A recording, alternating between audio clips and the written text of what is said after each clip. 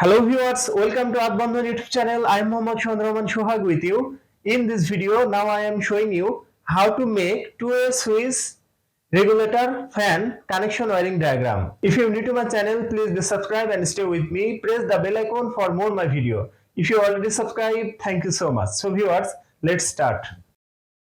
Two-way switch, another two-way switch, fan regulator, ceiling fan. Phase connection input to first two-way switch common terminal. Phase connection between two-way switch 1 and 2, L1 and L2 terminal. Output connection from two-way switch to common terminal to connect fan regulator. Output connection from fan regulator to connect ceiling fan.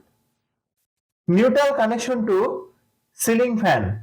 Now this circuit is ready for use. Press the switch, the fan will on. Again stop the switch, the fan will stop. Viewers, that's my video. If you like my video, please like and share my video to your friend. Share my video to your all social media.